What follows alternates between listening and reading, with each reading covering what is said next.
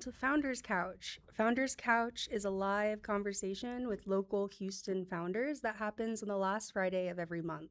I'm here with Seymour, my co-host, and he's going to introduce and talk to our founders that we have in the room today. Seymour, you want to give yourself a quick introduction? Megan, thank you so much for having me. And my name is Seymour. I'm a father, I always say. I'm first because that's one of the most important things in my life. And second, I'm a founder. And we all have something in common. I call it an entrepreneurial itch. And today we're going to scratch on that itch to see how far we can go.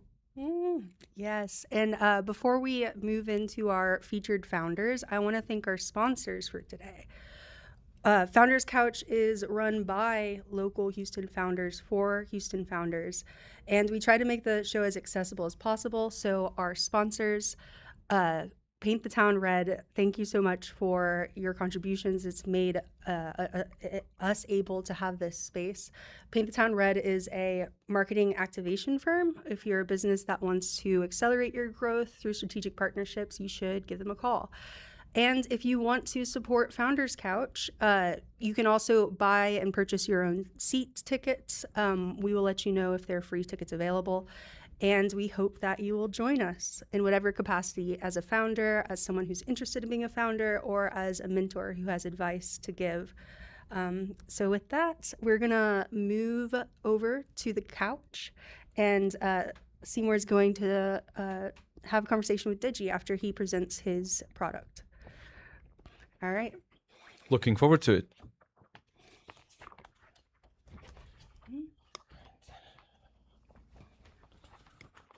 Here we go.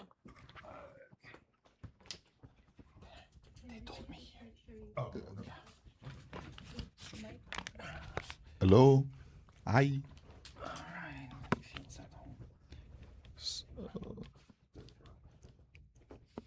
Hey, Simon.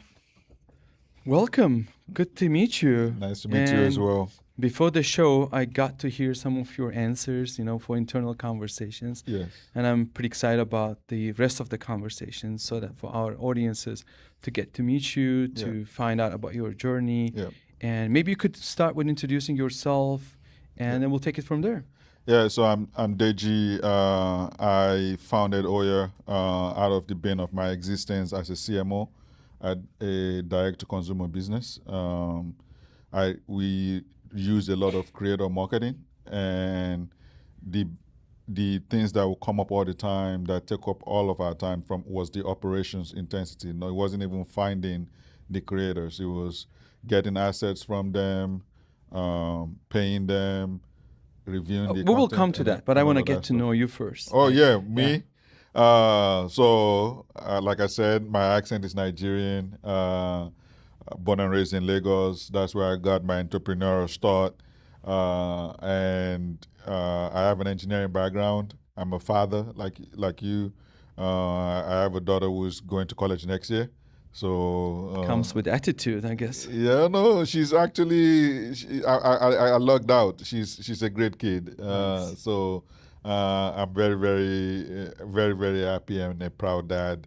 That way, I used to work at Procter and Gamble, working on Tide, launched some of the products, the flagship product on Tide Power Pods, antibacterial spray, and Tide to Go wipes. That's where I learned how to build go-to-market strategies from scratch. How do you win in a market in a very competitive market, and how do you develop win-win strategies for you and every other stakeholder? And I worked at a direct-to-consumer startup, like I was saying, as a CMO there. So I spent a lot of my time between operations and marketing. So you mentioned you worked at Procter & Gamble and Yes. Tide. And Tide, I'm looking at you. You should become our sponsor at some point. Procter & Gamble should sponsor the initiative. This is a beautiful initiative. Yeah, absolutely. So before we dive into your entrepreneurship journey, can you please tell me, first of all, you should make your daughter wear the T-shirt and make sure it's clean with the Tide. Yeah, it But is. let me ask you this. What made you realize that this problem that you're solving with Oya now was big enough for you to Yes. notice that? and was big enough to make a dent when you were building it? Yeah, so I think I started out with the problem of, look, how do we make our influencer marketing more effective, more efficient? We started with Excel spreadsheets and doing everything in email and all of that stuff. And then we went out and bought software to help us, right? So, and then the And this is happening while you're at Procter and Gamble, right? No, this is happening while I'm at Windmill, a startup, right? So, um, we went out to buy software to help us manage things, and the software was cumbersome. It was just very complex, very hard to use. You needed to spend a lot of hours to get simple things done, and we ended up paying, thousands of dollars for software and still ending back in the old way, or doing what the software said it was supposed to do outside of the software. And I bought two of them, right? Like, one didn't work well, but another one, similar problem. So I just got tired of complaining about what could be fixed and how things should work, and I thought it could be simpler. And so I was like, yeah, instead of complaining about it, I'm going to throw my hat in the ring and go build it. I think that's very important for the listeners and for the audience, is that I always say, when you come across a problem like yourself, first of all, you have to experience that pain. Yes. And I always say the problem needs to be one of these, actually maybe two or three of these things. It needs to be personal. So you personally felt that pain, Yes. right? The second thing, it needs to be recurring. Yeah. So that you do it every day. Every Yeah. day you open that software, you're like, Yeah. it's cumbersome, it's heavy, it's complicated. Why is not simple? And the third thing I say, it needs to be scalable. So it can't just be a small town. It needs to Yes. be able to, you need to be able to scale. That's when you realize that you're onto something exciting. Yeah. And I believe that's what happened with you. Yes. And then when did you drop that? You said, you know what, this is it. I call it quit. I'm going to build my own thing. Yeah, I started in January. Of this year. Yes. Okay, that's pretty fresh. Yes, yeah, very fresh. So the wounds are still not healed. I wouldn't call them healed by any means. So yeah, started in January, and building, architecting what the platform should look like. Got an engineer on board and started just going at it since then. And we just launched the MVP. And trying to get our initial pilot and stuff. So talking to brands and agencies, Okay. and just trying to get as many demos as possible. Awesome. We will come to the go-to-market part. But before we do that, can you tell us, what does Oya do in a very simple terms, Yes. and what kind of problem it solves and how it solves? Yes. Oya is the easiest out-of-the-box influencer management platform out there. It helps you manage everything in your creator operations from end to end. Getting the asset, paying them, reviewing the asset, approvals, sending them gifts on Shopify, all of that stuff is handled in one place. And when they post, Oya automatically looks social listings to your account and pulls the post, so you're not chasing anything, and you can do everything on one platform. So it's sort of a one-stop shop Yes. for influencer marketing, where Yes. you can get them, pay them, Yes. get their content. Yes. Okay. How is it different from using the existing tools? And when you are building it, what was the number one sort of a competitor that came to your mind? Is it the good old Excel spreadsheets, or is there any other solution out there? The two things that were top of mind for me was, one, if you use Oya, you should never want to go back to the old way, whatever your old way was, right? Like, that was number one. So it has to be the easiest, most intuitive thing to use. And that's something that shows up in our demos today. When we demo, people are like, oh yeah, this makes sense. It's very intuitive, right? So check there. The second thing on it was, the villain was actually not necessarily the current software that people were using, but the current way in which they're doing it, which is, I'm willing to take bad software and make up for it, right? So I'm going to pay somebody $10,000, $12,000 that says they have an all-in-one platform, but I'm only going to use 50% of that. I'm going to patch the rest offline with because it doesn't work as well, or it's not cumbersome. So it was removing that if you're paying us, you should get the full value of what you're actually paying for versus having to mitigate for our gaps. I like what you mentioned that you want the audience, if I could simplify it, you want the users to use it and never go back to their Yes. previous tools, right? Yes. So that means they need to be stickier, like they need to Exactly. stick, and that's how you increase your retention, right? Yes. So that's how you reduce your churn. Then. Yes. Then let me ask you, like we all know the quote from Netflix CEO, Yes. right? He said, "We are not competing with Hulu. We're not competing with other tools. We're competing against the sleep." Yes. Right. So when it comes to tools like that, I think it's not the competitor; it's the user behavior. Exactly. Right? And I think changing the user behavior is the most difficult task Exactly. in front of us as founders. Yes. So, because when you change the user behavior, you have to get them, abandon their old habits, Yes. go to new habits. Yes. So let me ask you this: what kind of agency or what kind of, we call it ICP, right? Yes. Ideal customer profile, Yep. is a good fit for Oya? If you could describe it with 3-4 words. Yeah, it would be an influencer marketing agency that is running 5 or more brands, right? So they're generally, growing. The founders are still very close to the operations, so that they feel the pain of heavy operations firsthand and how that affects their margin. I don't know if the watchers or the listeners noticed, but I noticed you haven't said the magic word once yet. What is that? It's the AI. You have never mentioned it, which is kind of interesting because Yes. AI has become so intertwined into our world now. Yes. Like, I saw someone other day complaining on LinkedIn that cloud is down. I feel like I'm in a cave. Yes. I feel like I'm back in the, this Neanderthal caveman times. So where does AI sit in your platform, in your solution, and how much are you dependent on the outside AI models, AI solutions? I'm glad you asked that. Today, we generate our briefs on the platform through AI. So you come onto the platform and you prompt. I want to drive awareness on Instagram of my beauty facial cleanser, and then the system generates it for you.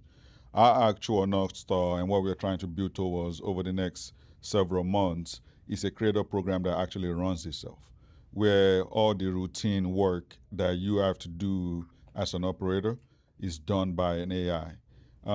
And what you're doing is actually applying judgment, so that way the core metric for us is how many creators can one operator run. Okay. So our goal is to increase that.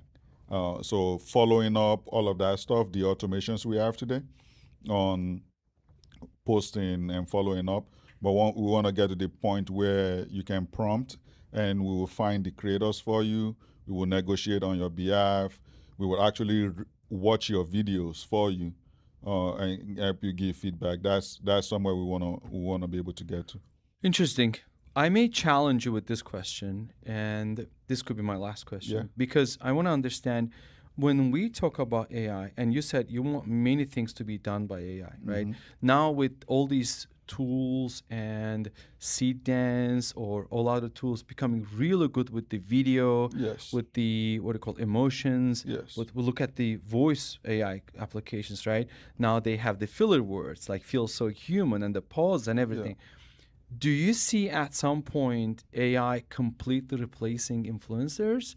And what is your take? Should it be AI in charge or human in loop or human in charge, AI powered? So I think all creativity should come from humans. What AI should take out is the mundane, repetitive tasks. For example, working with a creator, I send you a gift and you want to know where your gift is or how do I use it. I don't necessarily have to answer that question. That's a customer service question. But you choose the gift, right? Yeah, I choose the gift. It's a very good example.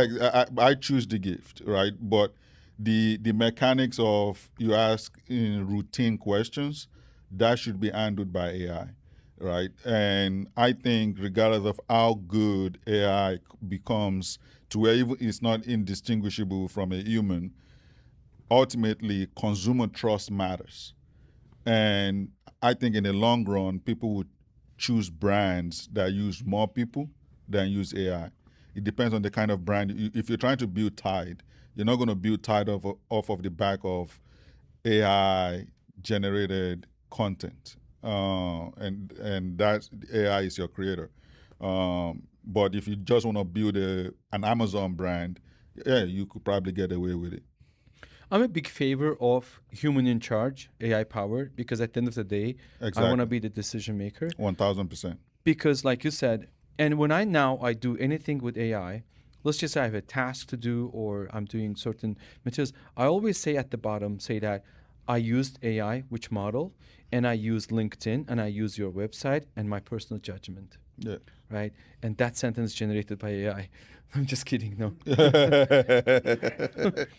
I think, like I said, at the end of the day, to wrap up, yeah. So Oya is one-stop shop Yes. for influencer marketing, Yes. where you could get all your influencer marketing related processes and operations done, Yes. like out of the box. You mentioned Yes. that, and you realized this when you were working at a different startup, when you were using a Yes. different solution, Yes. and now you are at the MVP talking to customers. Yes. With that, I would like to wrap up our part, wishing you all the best. Yes, I hope appreciate the Oya will become a unicorn for Houston I and hope so for too. Texas, and hopefully, you will get to share the lessons learned with the rest of the community. I hope so.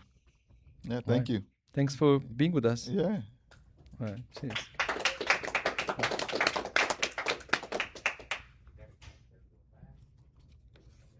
And you have 4 minutes left, so that's good.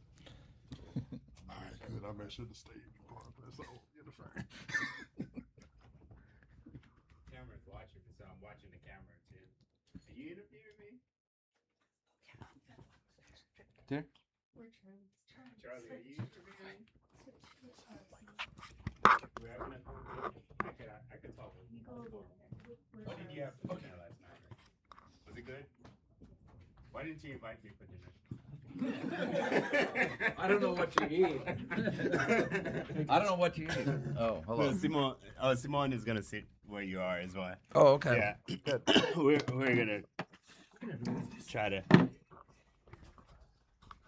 try to do. Oh, the camera is right there. Okay. Where do you want me to sit? Where do you want me to go? Let's see.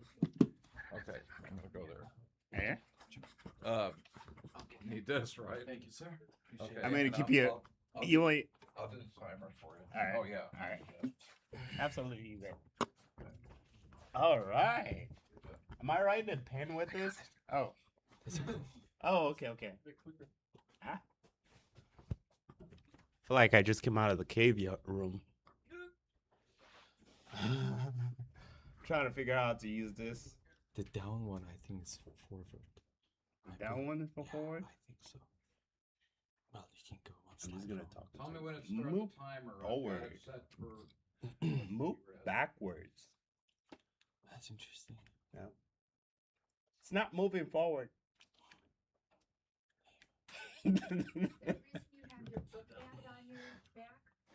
Yes, it is. So on my left shoulder is Scan Ninja. It's part of my have you ever seen that show Swiper Not Swiper?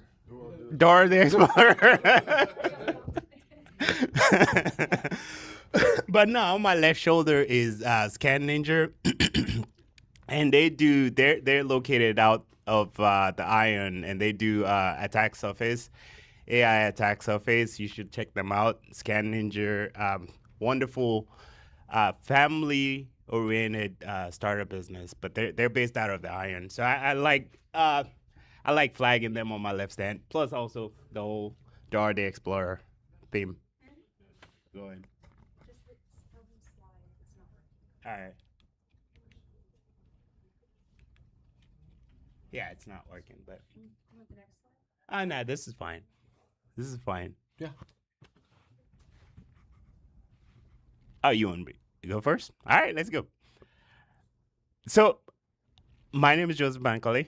I am My startup is Next Shift IQ. Much like Deji, I also came from Nigeria. I was born. Well, we're not gonna talk about when I was born. I'm very young. You could tell. um, and I came here with my parents. Spent most of my early childhood in Louisiana, and just kind of I've learned to kind of travel around the country and gathered experience. I come much like Deji too with the engineering background. Most of my career is spent in IT. Up until about 3 years ago, I got laid off, and much like everyone, about a year ago, the whole world was just like AI is taking over everything. And as a data engineer, initially, I bought into that fear. It was, oh my God, I could never get a job as a data engineer. This is height of AI taking over everything. And in the middle of it, I'm crying me a river, and I'm talking to a friend of mine. I'm like, hey, if only there was something I could do in 2021 to change things. And I started working out the idea, and I explained it to her, and next thing you know, I'm building out an app, which we had a conversation earlier today about going from what comes first, the creation or the problem. And it started off, I felt like I started off with the problem because it was a problem I was experiencing, but it really was the creation. So that said, side nugget is, I think if you want to start off any startup, never start off from the creation, always start off from the problem, which I'm currently experiencing. So I got to a point now where I've gone from, I have this great solution on what to do if AI, if I knew a technology was coming out ahead of time and I could adjust my career, because that's where that came from, is if I knew AI was coming out in 2020, what could I have done in 2022? And so now I've grown it to, after talking with a few advisors, we've grown it into a recruitment platform, which it's what Next Shift IQ is a platform that streamlines the hiring workforce, particularly for hiring managers who don't want to go through 100 resumes, right? It's when you post a job on LinkedIn, Indeed, Dice, first of all, you're throwing out a job description out there. You're not really safeguarding it for when you fill that role. Nobody else knows when you fill the role. And then when you do put the job descriptions out there, you get back 100 resumes. Well, is there a system that can sit on top of all of that, not get rid of anything, not take anybody out of the jobs, but leverage technology to help humans, help you analyze things outside of resumes about a job description, and come back with it to a hiring manager and say, here's a set of 6 people out of the 100 people in your resumes. Here's a set of 6 people, nothing about their resumes, but this 6 people will fit your company best. You've already used systems to determine, best job descriptions, or maybe not. Maybe we can help you decide to which ones of this candidate will qualify experientially. But the first thing we want to do is analyze which one of these candidates will fit your company's core values, your team's core values, and will get along well with your hiring manager. Before I grill you a little bit about this, because it's a very busy space. Right. You're getting into the game with a lot of ATS, right? Application tracking systems. And there are very big players, like they are sales forces of ATS. But before we do that, I want to touch on something that you mentioned, that you found opportunity. Like, I want to say Houston and Texas and the U.S. is doing a great job where they're welcoming all these founders and entrepreneurs from whatever the age, right? And we all share the boat. We all share the story that we see an opportunity in this country. And that's another beautiful thing about this place, that it gives us the freedom to grow. And you cannot find in any other country. I remember a couple of friends that were complaining about, the healthcare and all that stuff. There's a nice quote that the United States of America is not a country of welfare. It's a country of opportunities. Yeah. And if you want to get welfare, go to Europe, pay those 50% taxes. But if you want an opportunity, this is the right place. And I think we found ourselves in Houston where we can hopefully plant a seed and then see that grow, work on that hard. Now, coming back to your application, first of all, good luck. And I think you're tapping into a very important topic that is still broken. Yeah. Despite the Salesforces or NetSuites of this application, like, well, there's a Breeze, there is what do you call Workday, there is, what is another one? There are Deal and everything. Like, there are a lot of significant players in this space. The system is still broken, right? Yeah.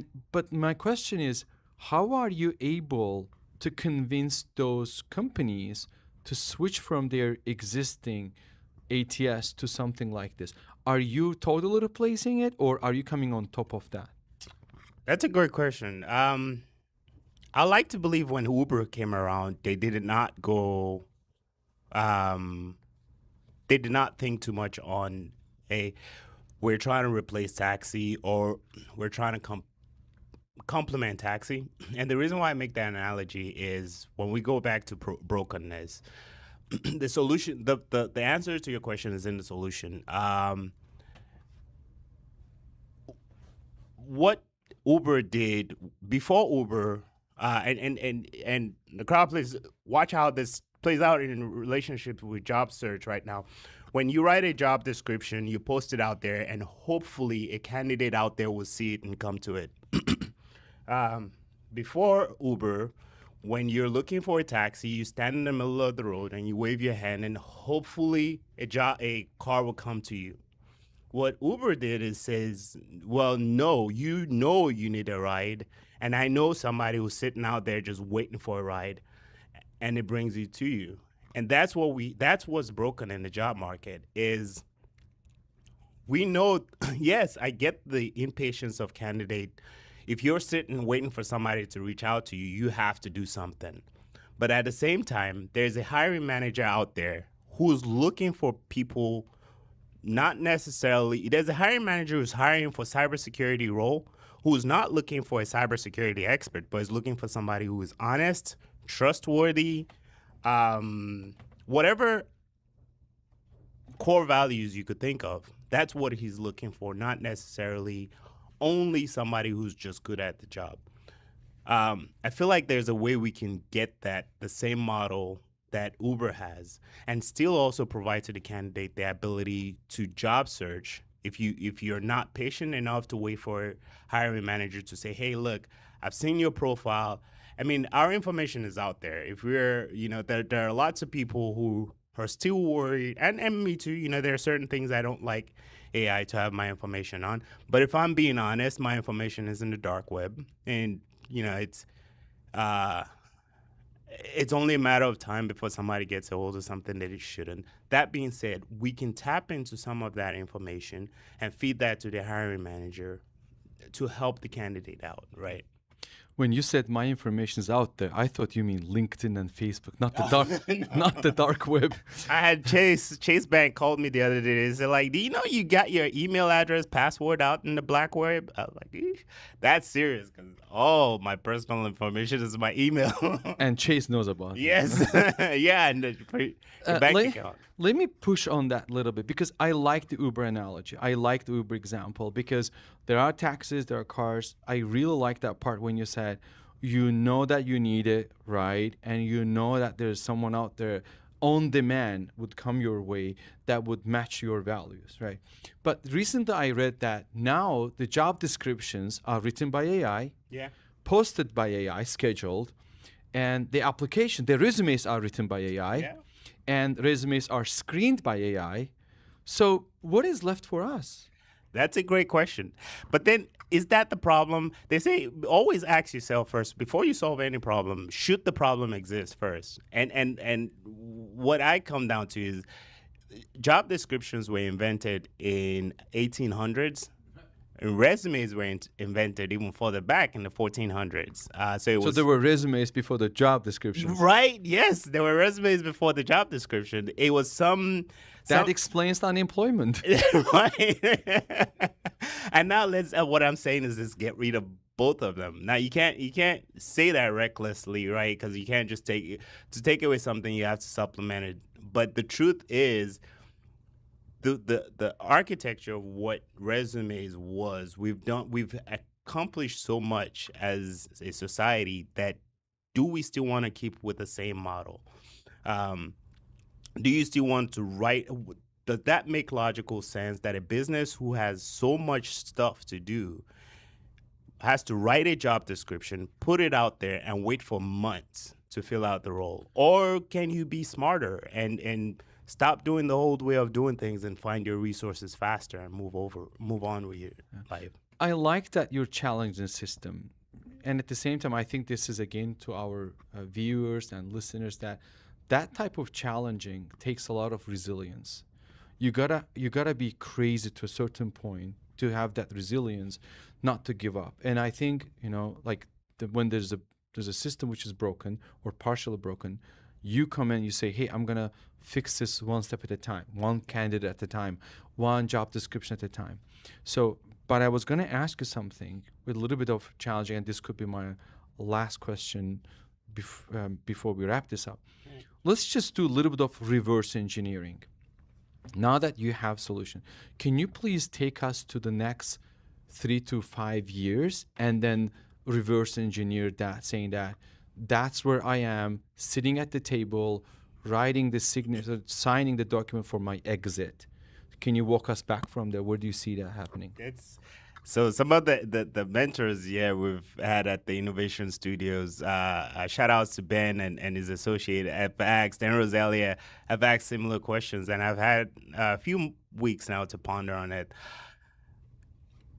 I want to start by probably what I shouldn't. I could hear some advisors saying, I want to start by the product. Is I see fully completed a product where you don't have to spend so much time job searching, curating a list of applications you've submitted to, and then having to go back and remember who you called, who you sent an email to weeks ago. Instead, a job, if any employer is in their right mind, is I want my candidate or prospective candidate to be getting ready for the role that I want them ready for. And if that candidate can spend their time on my platform like you do Udemy, like you do Hack the Box, Try Acme, instead of spending time applying for jobs, and trust that that platform is doing everything it can to find you a job. One of the problems we have with applicant tracking system is it filters out candidate. It's not a bad thing on its own. It's because it doesn't do anything about the candidates it filters out. If it can continue looking for jobs for that candidate and let that candidate get better at their skill sets, I think that's the ideal world.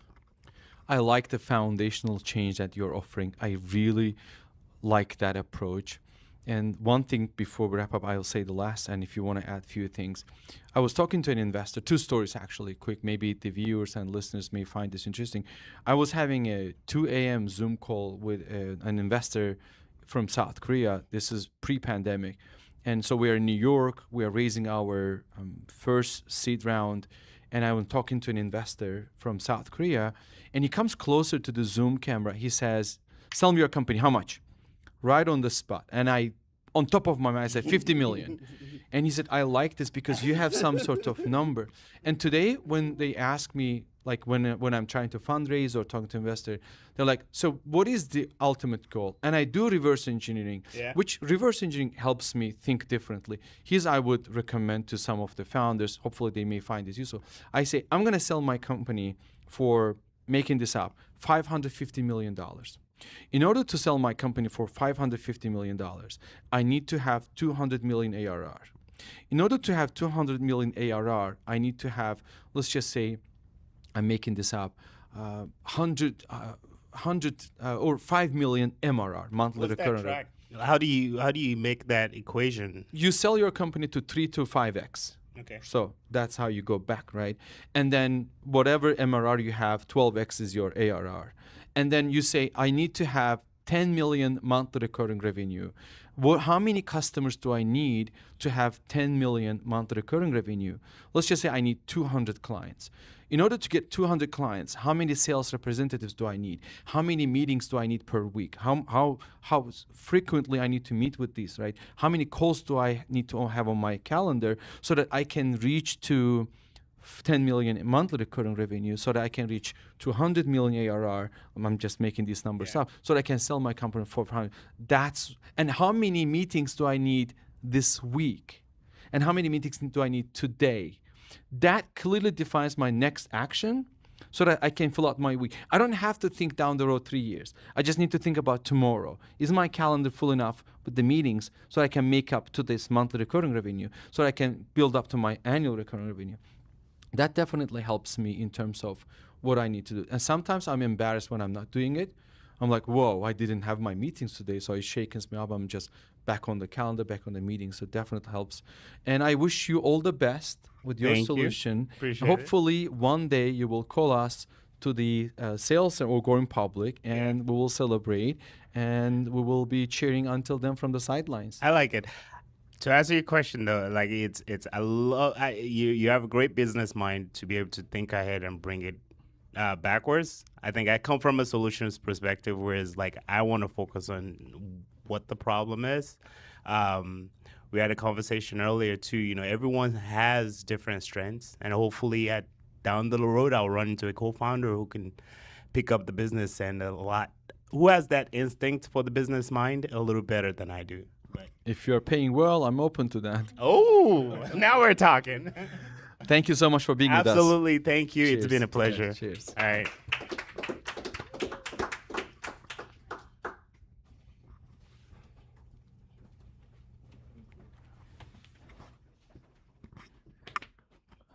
All right, we are moving over to the couch where we're gonna finish off the show with a conversation. But first, if there's any founders that would like to introduce yourself, please come to the couch and we're gonna pass. You'll have a minute to do the introductions. Would you like first? You want me to time things? Sit back where you were. Oh, same place. Where's the laser pointer? I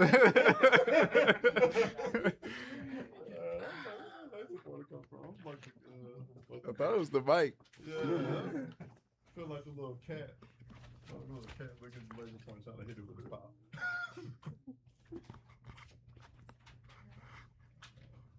I'm still trying to figure out what this is. I think that's a laser pointer, dude. This part? Yeah.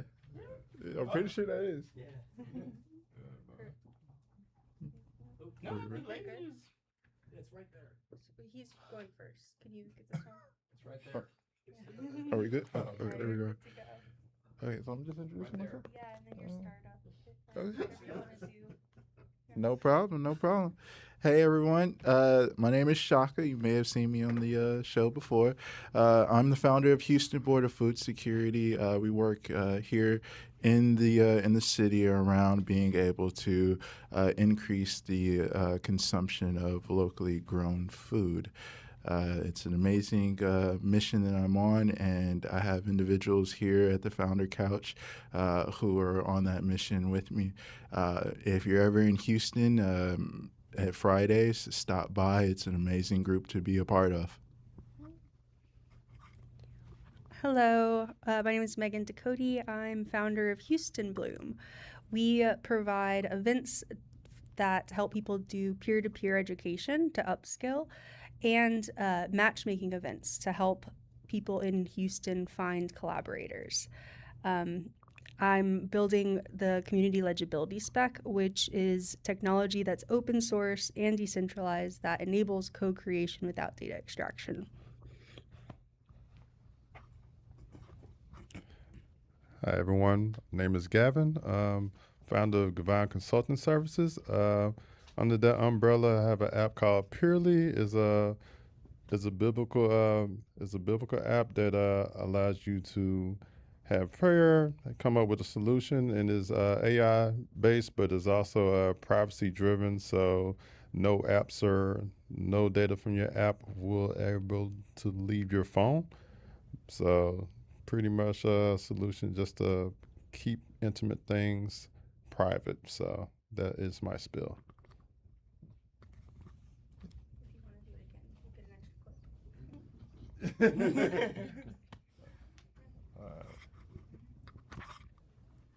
Hello, I'm Ryan Racy. I have just started Auspician Innovations this week.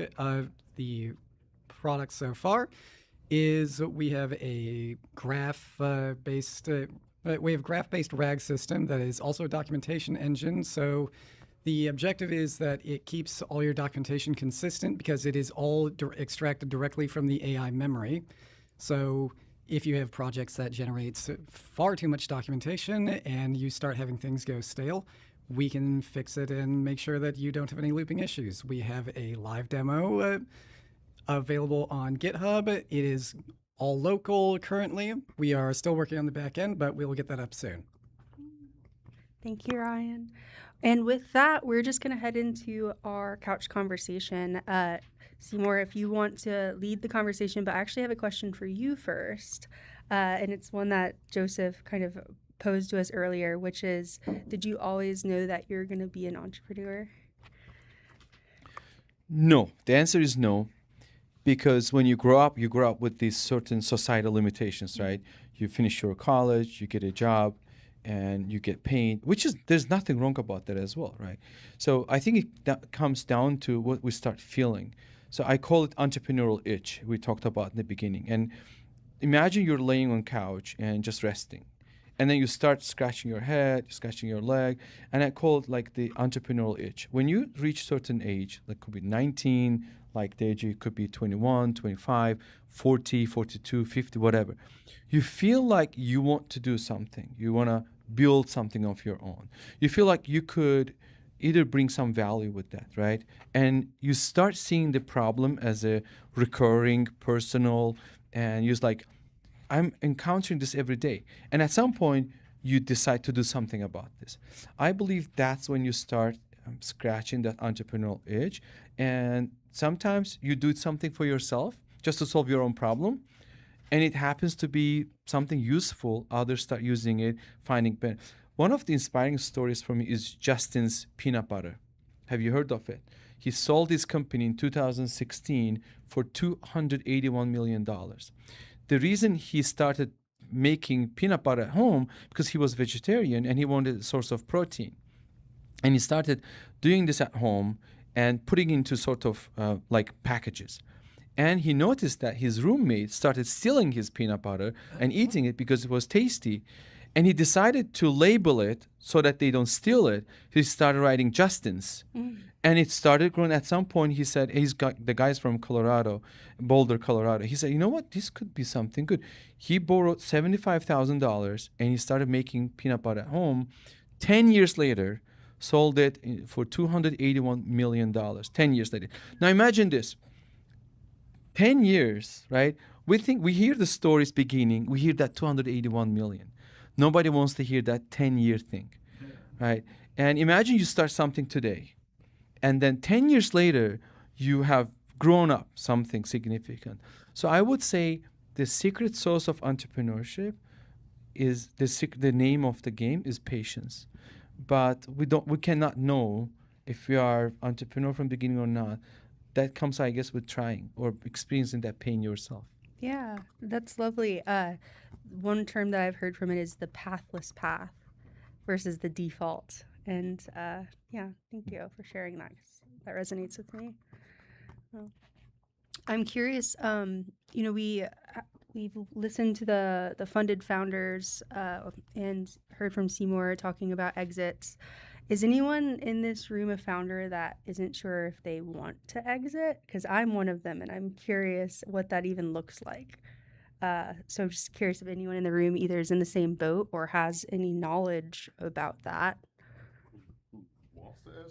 No, I'm curious if anyone in the room is in the same boat or if anyone has any knowledge about it. Yeah, I'm in the same boat about not exiting, and that's just because I know, and I'm not gonna say I know, I'm just gonna say I have a gut feeling. Whoever would take what I've created with my app, they're going to use it to exploit everybody's information. So, and I worked pretty hard and worked through hoops and hurdles to make sure that people are protected. It's probably the most selfless thing I've ever done because I could have easily like made a lot of money just by asking for people's information and then actually like hopping the app for like free on Google for the consumer, but Google pays me on the back end for the ads or whatnot. It could have easily made me a lot of money, but morals and ethics just told me not to do that. And of course, with Apple, it's easy. Like you don't really have to jump through those hoops and hurdles.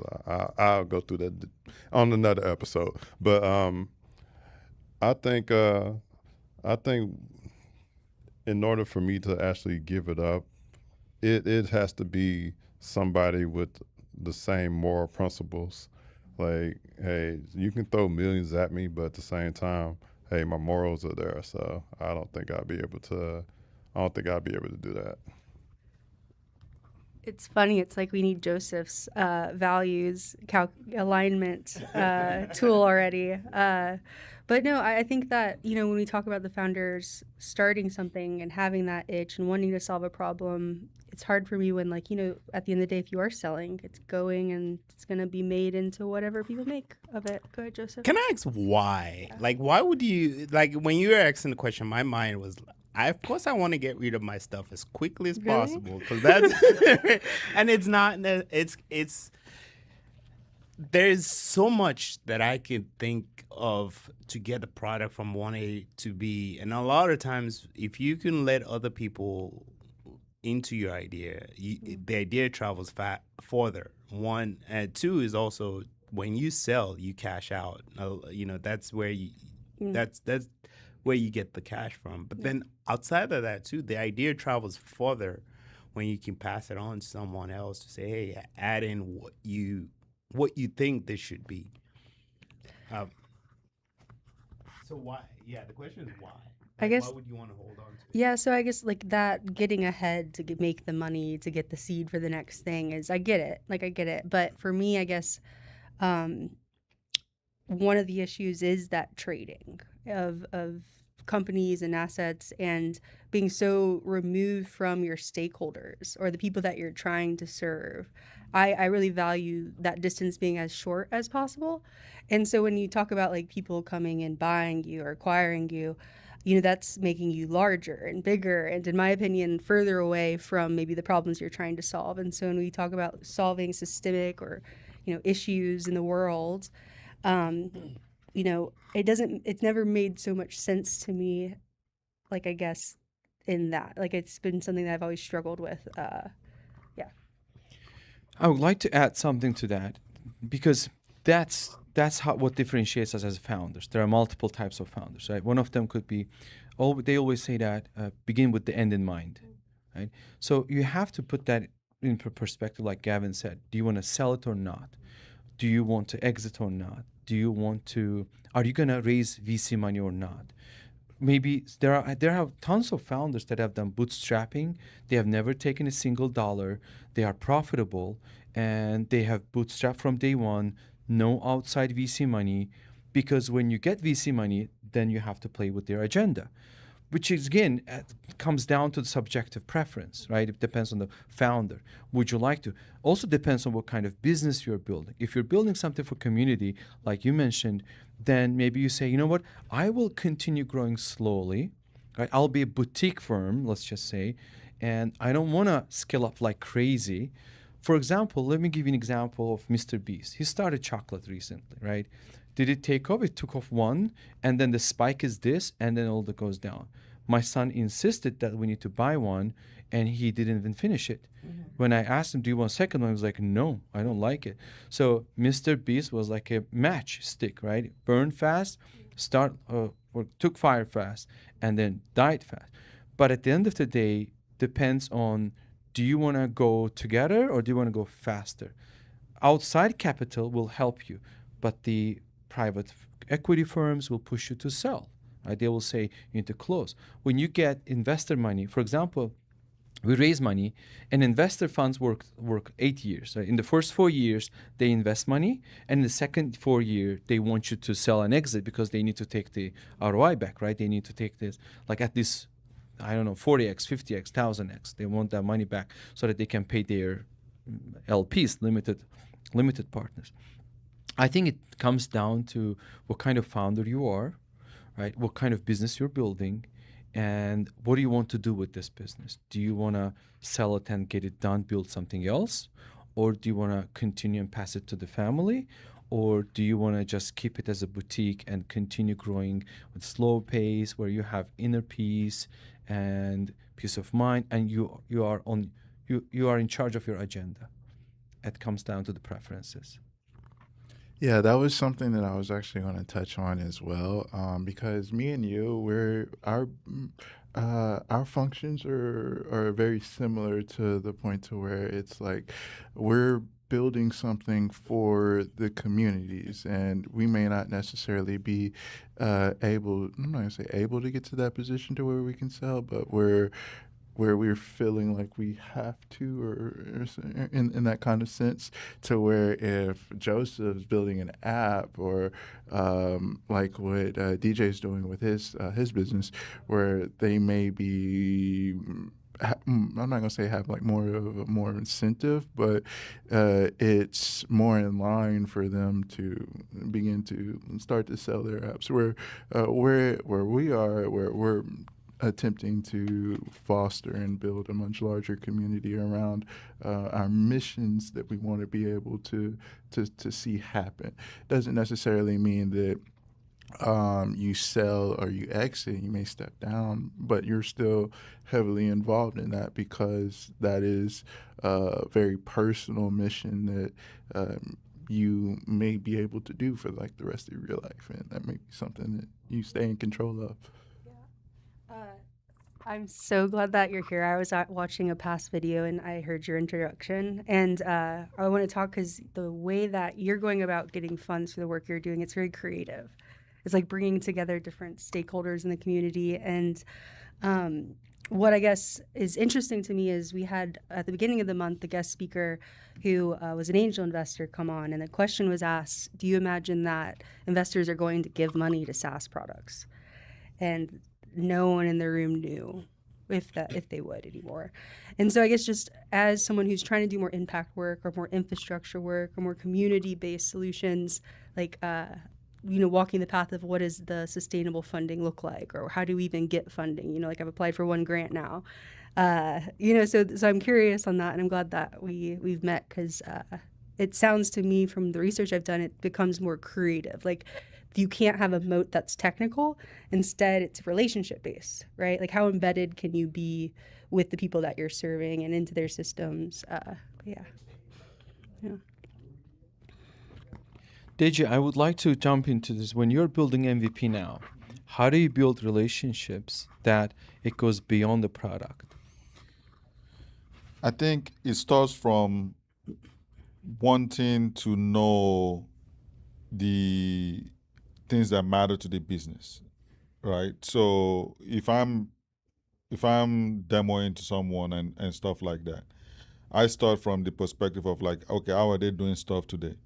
What keeps you up at night, right? So I want to know that, even though if I might not solve it, but it helps me understand you better, understand like the friction in the business and things like that. And the more of the things that matter to you on an emotional and a business level that I know, the better our relationship would be, right? So because I'm in a space where I'm selling to people who have been in that seat, right? So it's joyful for me, because I can relate. Yeah, I've also been through that. Yeah, so like that's kind of like how I'm building the relationships, even with people that I'm trying to sell to. I'm glad I listened to you, because when you said it's joyful to me, I thought you meant like when they have a pain, it's joyful to you, because you're like, I'm gonna solve this. But which is good. You mentioned something really powerful. You said, I try to understand them, and we always say that in sales, there's an approach that people do not buy your product when they understand your product. People buy your solution when you understand their problem. Yes. And building a relationship goes beyond the product, because when you build rapport, when you build trust, when you build that relationship, even the product is not fully solving their pain, they start investing, they start trusting, and they can see that you care about them and you put their interests before your own interests, right? Yes. And I think that's something you said, Houston bloom. That's something blooms out of it. Trust blooms, right? Yeah. The rapport blooms, or collaboration comes out. And I think as a founder, that is the difference between a startup or a solution versus of a cookie cut business, because Yes. that's where you care. Yeah. And I believe AI cannot replace that. Absolutely not. Absolutely not. What you get from AI today is cookie cutter, right? And it's AI should be doing repetitive routine stuff, right? Like this, it should be giving time back to people to spend more time on their business. Yeah. It should not be trying to take their business away from them and replacing the human judgment. Because regardless of how good the AI is, it will never have the enough context to make the judgment like a human would. Yeah. It matches with recently what I read. There was a writing in the newspaper.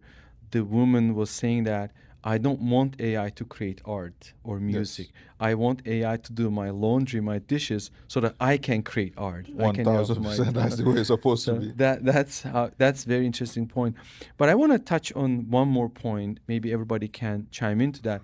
Have you ever, when you're building your company, have you ever reached a point that you were thinking that it would make you happy, but it did not, and it did not fill the void inside? Could be a client that you wanted to win, could be a money investment that you wanted to get, or could be a competition that you wanted to win, and that happens, you're like, wait a second, why do I still feel empty? Yeah, so I think I'll pass the mic. For me, I'm trying my best as much as possible to dissociate myself from the business, so I can look at the business without attaching my identity to it, and knowing that I've done all these other things prior. Whether this is a failure, a success, or not, doesn't change who I am. It's very difficult to do, but that's what I'm trying to do. I have to highlight that before we go to the next one, because when you disassociate yourself from, then that means you're building a scalable business, so that business can grow without you. Yes. Right. I think many founders, including myself, we have made that mistake. Right. Then it becomes lifestyle business. Yes. And you cannot associate. That's why it keeps you busy. When you go on a vacation, the business collapses. And I think you have hit the nail on the head that I'm trying to not associate myself with the business. Emotionally and mentally, that is a business. That fails, okay, lessons learned. If it succeeds, great. But then you make it scalable, Yes. right? If you think as a child, that means you are bringing up your child independently. The kid can decide certain things on their own without you helicopter parenting. Yes. Very important point, you touched on it. I think Gavin wants to add a few things, but great point. Oh, y'all having a great discussion. I want to interrupt. We were you. talking about the void. Yeah. that- I mean, y'all discussion was wonderful. I'm gonna say for me, it's more on the consulting side. My deepest tear is actually within the industry itself. Okay, within the industry itself is it's kind of a how can I say it? Kind of a spiraling mess, in my opinion. We have leaders that don't know what they're doing, and I'm not gonna say not qualified, but I'm gonna say they shouldn't be where they're at. So, so it's kind of discouraging to even actually be in the consulting position. So it's just I've learned that I have to pivot my passion into actually helping the individual And Joseph hit on it big time with the with his app is actually like allowing the company to find the person instead of the person like digging in, because I think what's going to happen, and it's already happening now, is like people who are in leadership and middle management, they're going to get laid off. And I'm going to say some of them are not going to be qualified to get back in. People are dealing with being qualified and not being able to get in. So me, I feel like, hey, having to deal with people who are not of the aptitude that I want them to be,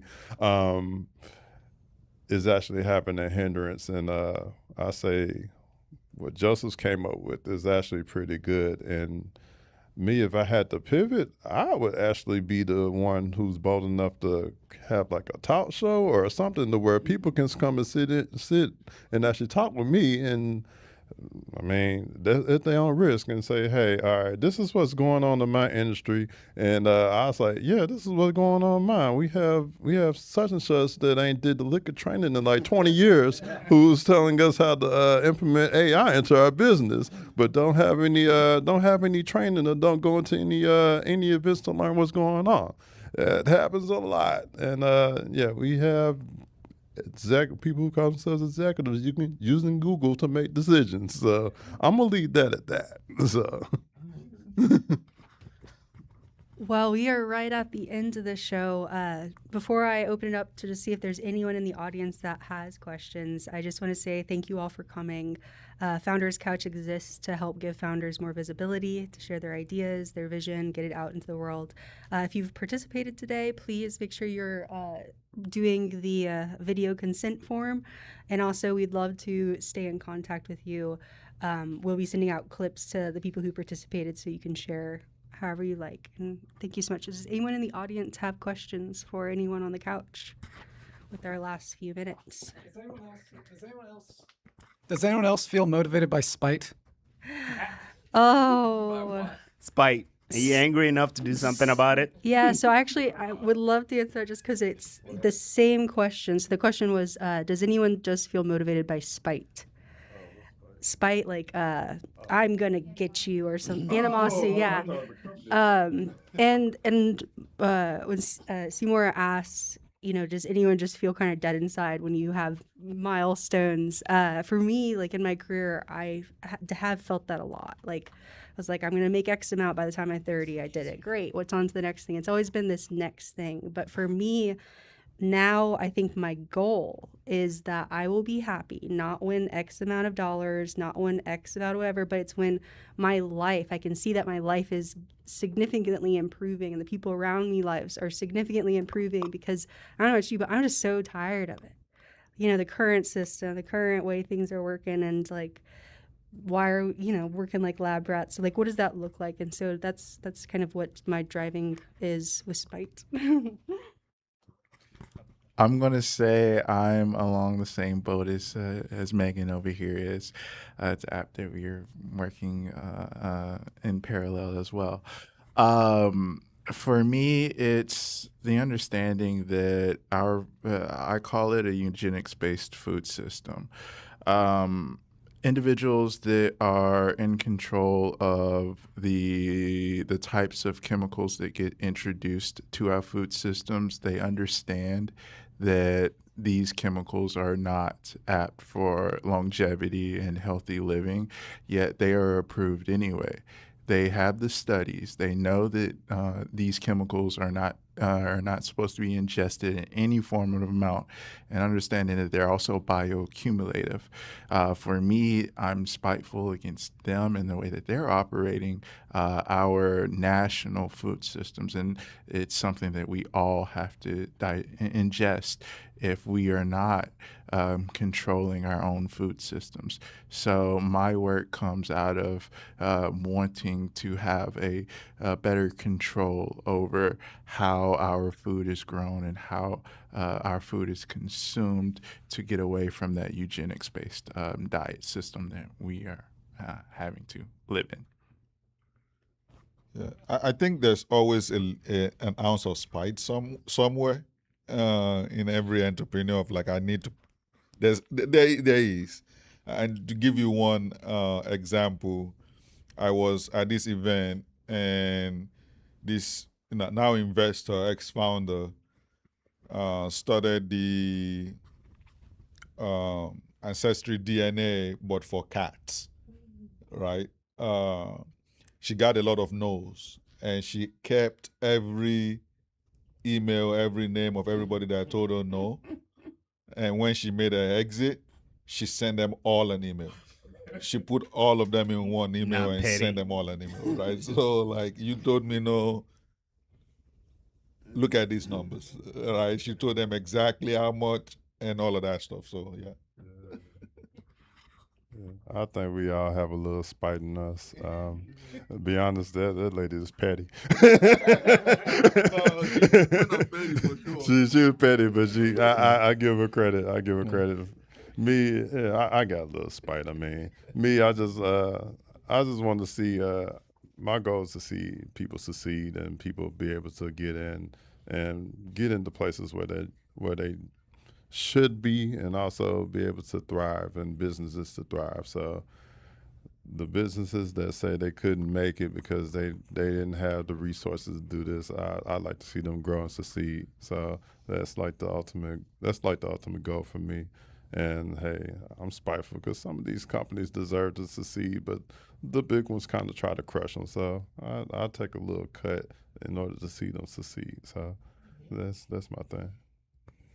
I totally support that. I think when you are focused on what you're doing, once I had an argument with an investor in New York. So I was pitching, and after the pitch, investor said, "So what makes you different from your competitors?" I got angry at him. I said, "Stop asking me this question. Ask me how I'm taking care of my customers.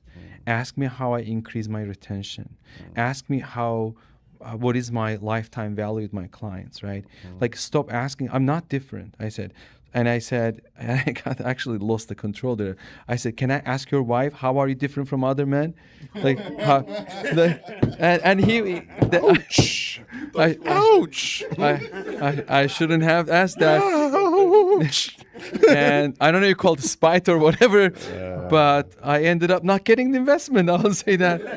But I got to tell you, I think, like I said, we founders need to focus on positivity. If you let any negativity come inside, imagine you already have limited resource in terms of your mental, right, health, mental focus, and in terms of your time. So I open LinkedIn and I see all these guys raising tons of money, right? And I see this, everyone is shiny and successful on LinkedIn. So if you say, "Oh, they raised this much, I'm still here. Oh, someone did this," and you feel bad about it, you're just gonna get constantly being distracted of what you're building.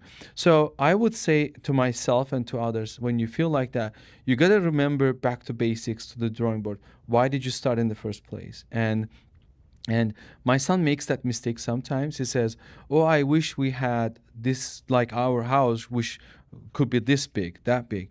And the other day, I will say this, and then we'll wrap up with this. My son, so sometimes we just lay in bed and have this conversation. He's 11 years old. He said, "Daddy, what would you do if you had $1 billion?"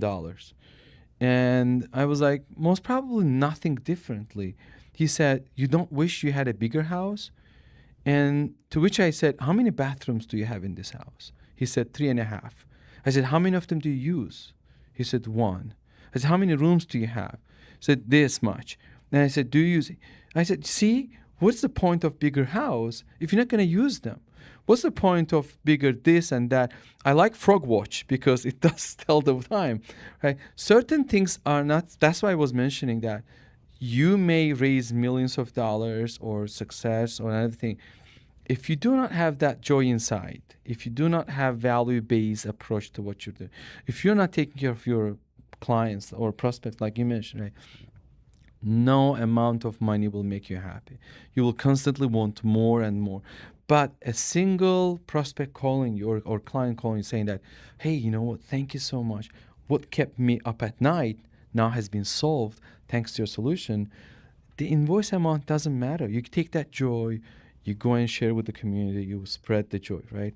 And I think we all need to practice that and learn that somehow and inject it, because otherwise nothing will fill that gap. Nothing. No, not a huge check, not big success, not IPO, not acquisition, nothing. We just need to. That needs to come from within, I would say. Well, with that, I'll pass it to you, Megan, to close it. So thank you for having all of us.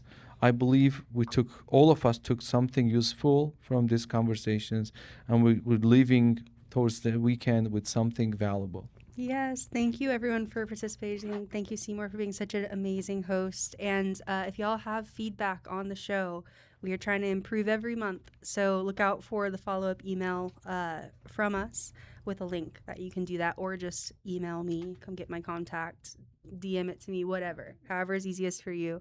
And if you want to get more involved with organizing, please reach out to. Thank you, everyone.